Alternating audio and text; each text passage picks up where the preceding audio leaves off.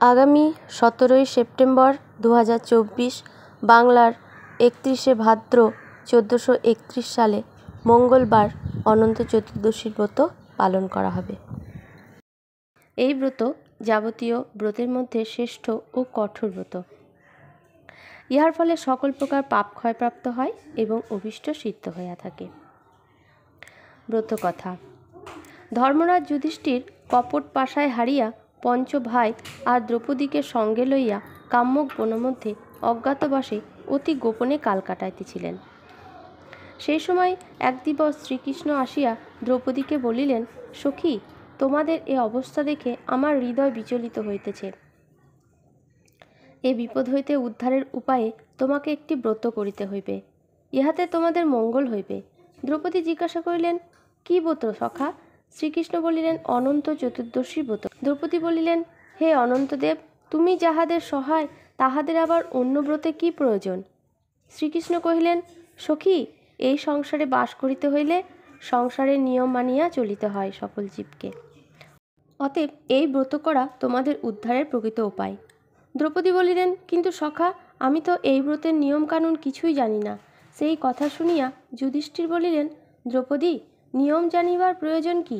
সখারা ওই রাঙা চরণে মন প্রাণ ঢেলে দিলে ব্রত পালন করে যাও, তাহলেই তোমার মনোবাসনা পূর্ণ হইবে।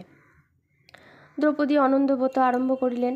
সেই দিন ভাদ্র মাসে শুক্ল চতুর্দশী তিথিতে দ্রৌপদী উপবাসী থাকিয়া 14 প্রকার ফল ও ফুল দিয়া অনন্তদেবের পূজা করিলেন।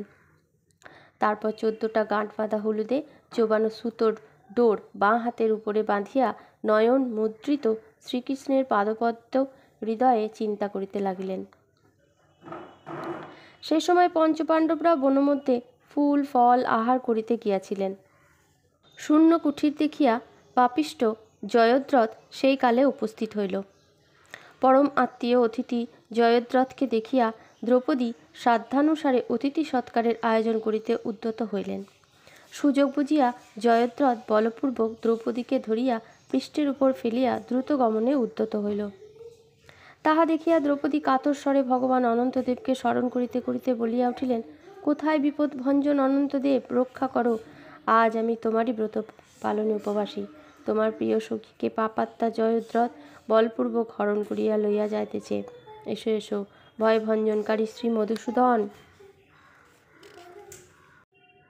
গমন উদ্যত জয়দ্রথের সম্মুখে সহসা সুদর্শন চক্র আবির্ভূত হইয়া তাহার পথ রোধ করিলে সে সভয়ে দ্রৌপদীকে পৃষ্ঠ হইতে নামিয়া যেমন পলাইতে যাইবে, অমনি পঞ্চপাণ্ডবেরা আসিয়া সব ব্যাপার বুঝতে পারিয়া উচিত মতো শাস্তি দিয়া তাহাকে ছাড়িয়া দিলেন। পরে দ্রৌপদী ব্রত সমাধা যেমন করিলেন, অমনি শ্রীকৃষ্ণ আগমন করিলেন। দ্রৌপদী বারংবার সে রাঙাচরণে প্রণাম করিয়া বলিলেন, সখা, যখন জয়দ্রথ আমায় হরণ করিয়া লইয়া যাইতেছিল, তখন কাতরস্বরে আমি তোমায় ডাকিলাম, কই, তুমি তো এলে না। সেই কথা শুনিয়া শ্রীকৃষ্ণ বলিলেন, সে কি সখী, তা না হলে সুদর্শন চক্র কোথা হইতে আসিল? দ্রৌপদী তখন সব বুঝতে পারিয়া লজ্জায় মাথা হেঁট করিলেন। ব্রতের বিধান। ভাদ্র মাসের শুক্লা চতুর্দশী তিথিতে এই ব্রত আরম্ভ করিতে হয়। ব্রতের আগের দিন শুদ্ধাচারে হবিষ্যান্ন ভোজন ও সংযমী হইয়া থাকিবে এবং ব্রতের দিন ব্রাহ্মণ ভোজন করিয়া জলযোগ করিবে। এই ব্রত 14 বৎসরে উদযাপন করিতে হইবে। প্রথম 13 বছর কুশ অথবা পিতলের অনন্তদেবের প্রতিমূর্তি নির্মাণ করিয়া পুজো করিবে। এলো সুতোয় 14টি গাঁট দিয়া হলুদের জলে ছোপাইয়া ঢুরি তৈরি করিয়া পুরুষেরা দক্ষিণ হস্তে ও স্ত্রীলোকেরা বাম হস্তে ধারণ করিবে। পূজার উপচার।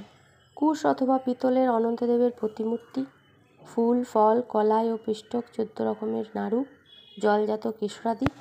উদযাপনের সময় 14 জন সধবা এওর জন্য 14টি লাল পাড় শাড়ি এবং ষোড়শ দান দিয়া উদযাপন করিবার নিয়ম। এই ব্রত 14 বছরে উদযাপন করিতে হয়। অনন্ত চতুর্দশী ব্রত সমাপ্ত।